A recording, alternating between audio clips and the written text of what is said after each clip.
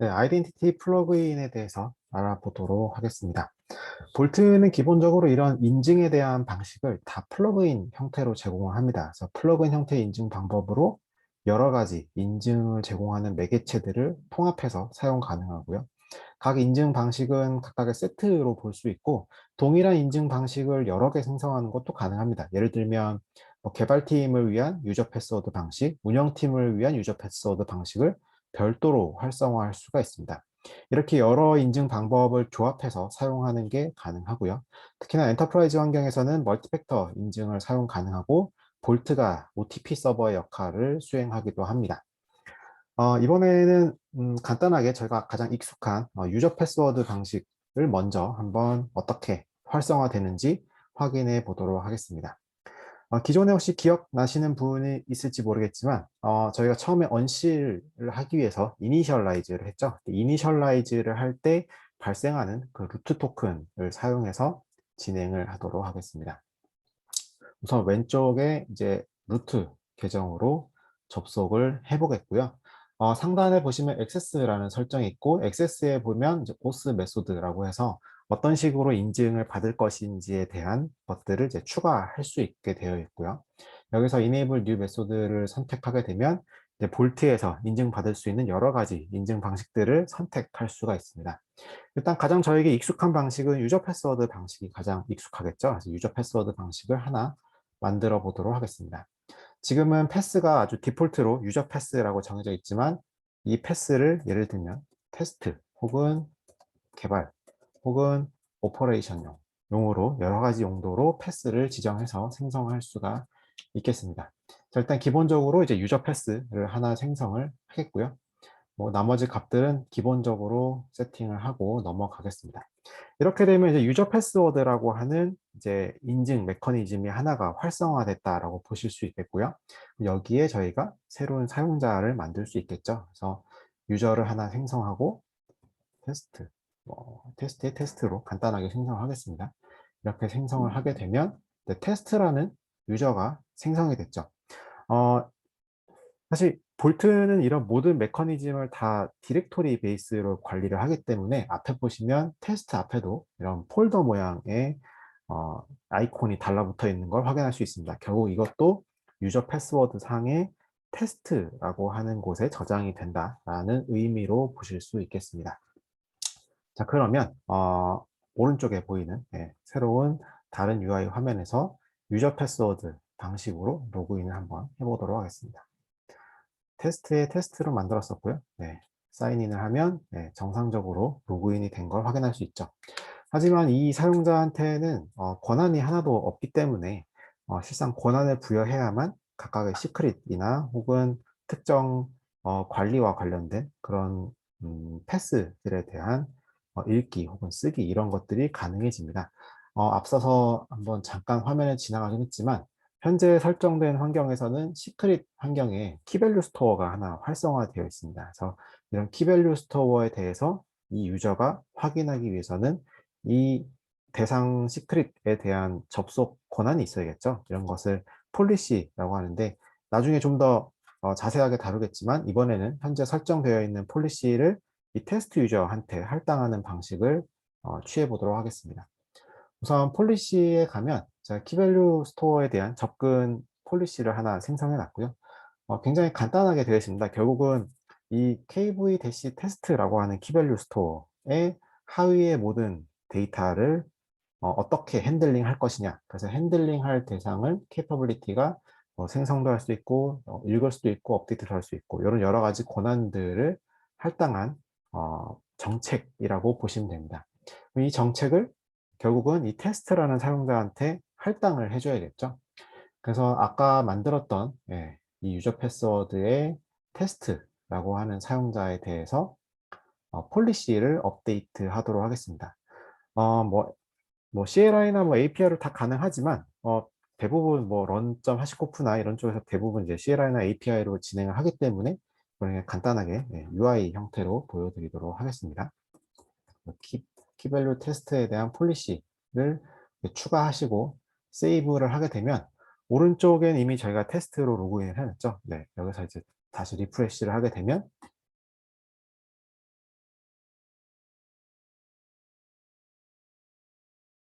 나갔다가 들어가겠군요. 네. 테스트. 네. 사인인을 하게 되면 네, 보시는 것처럼 이제 키밸류 스토어에 대한 이제 권한이 다시 생겼기 때문에 기존에 안 보였던 이제 시크릿 저장소에 접근할 수 있게 된다라고 볼 수 있겠죠. 그리고 또 한 가지, 사실상 이제 앞서서 이제 저희 이니셜라이즈 하면서 발생했던 루트로 접근을 했었죠. 근데 사실 이거는 그렇게 올바른 방법은 아닌 것 같습니다. 네, 결국은 모든 권한을 갖고 있는 이 토큰을 가지고 뭔가 동작을 하게 되면 그만큼 위험 요소가 있기 때문에 기본적으로는 모든 폴리시를 다 나눠서 각각의 사용자를 만들어서 진행해야 되는 게 원칙이긴 하죠. 근데 혹은 이제 이런 루트에 대한 부분도 항상 이렇게 토큰을 가지고 하는 게 좀 귀찮다. 이 개발 환경이나 뭔가 테스트를 해야 되는데 그렇게 이런 부분이 좀 어렵다라고 한다면 이제 슈퍼유저 같은 어드민의 역할을 하는 계정도 만들어 볼 수가 있겠죠. 그래서 간단히 이제 유저 패스워드를 통해서 이런 계정을 하나 만들어 보도록 하겠습니다. 다시 폴리시로 가서요. 네, 여기서 폴리시를 하나 만들 거고요. 폴리시 이름은 슈퍼유저, 네, 슈퍼유저로 두도록 하겠습니다. 여기서 발생하는 이제 모든 패스에 다 접근을 해야 되기 때문에 전체 패스에 대한 권한을 줄 거고요. 결국 패스의 아스타릭을 줘서 모든 패스에 대해서 아래와 같은 권한을 갖고 있는 폴리시를 생성하는 거죠. 네, 이렇게 생성을 하고요. 그럼 다시 유저 패스로 넘어가서 이제 어드민 유저를 하나 생성을 하겠습니다. 그래서 어드민이라고 네, 하고요. 패스워드 네, 이런 식으로 저장을 하고 네, 폴리시에다가 슈퍼 유저 슈퍼 유저를 하나 추가해서 저장을 하게 되면 이 사용자는 지금 제가 접속한 이 루트 계정과 마찬가지로 전체에 대한 접근 권한이 있는 사용자가 되는 것이죠. 다시 오른쪽에서 네, 로그아웃, 사인아웃을 하고 어드민의 패스워드 네, 이런 식으로 접근을 하게 되면 네, 이 사용자는 전체 모든 접속 경로에 대한 보기 혹은 업데이트 혹은 뭐 읽기 쓰기 권한이 있다라고 볼 수 있겠죠. 일단은 권장하는 환경은 뭐 테스트나 혹은 뭐 개발 이런 환경을 권장드리고요. 사실 아이디 패스워드라는 게 좀 어느 정도 위험하기 때문에 이런 부분은 이제 최소한으로 사용하는 것을 권장을 합니다. 자, 그러면 앞서서 이제 플러그인 형태로 제공이 된다라고 한번 설명을 드렸죠. 결국은 이런 유저 패스워드 방식을 여러 가지 팀 단위 혹은 각각의 어떤 목적에 따라서 구별해서 활성화하고 없애고 이런 것들이 이제 가능합니다. 예를 들어서 지금 방금 저희가 접속을 했던 테스트 계정으로 다시 한번 들어가 보겠습니다. 테스트로 들어갔을 때 이번엔 루트로 되어 있는 이 계정에서 해당 유저 패스워드를 삭제해 보도록 하겠습니다. 보시면 지금 유저 패스에 대한 메소드 플러그인이 활성화되어 있고요.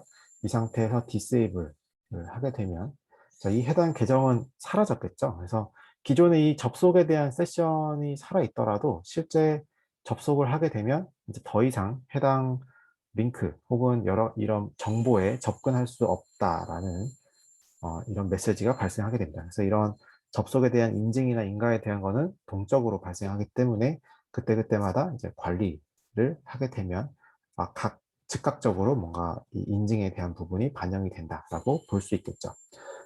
그럼 추가적으로 이제 다른 방식으로 한번 확인해 보도록 할까요? 앞서서는 이제 일단 간단한 이 유저 패스 방식을 활성화했지만 추가적으로 뭐 GitHub 같은 것도 하나 이렇게 추가를 해 보도록 하겠습니다. GitHub은 기본적으로 오거나이제이션이 세팅이 되어 있어야 되고요. 그래서 일반적으로 저희 GitHub 같은데 보시면 오거나이제이션을 생성하실 수가 있습니다. 저 같은 경우는 오거나이제이션이 네, 여러 개 이렇게 생성이 되어 있는데 그 중에서 저는 이제 하시코프라고 하는 오거나이제이션을 사용하고자 합니다.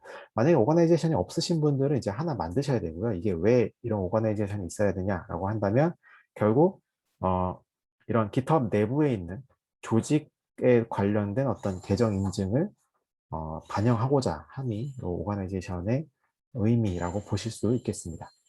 여기서 저는 하시코프로 이렇게 입력을 하고요.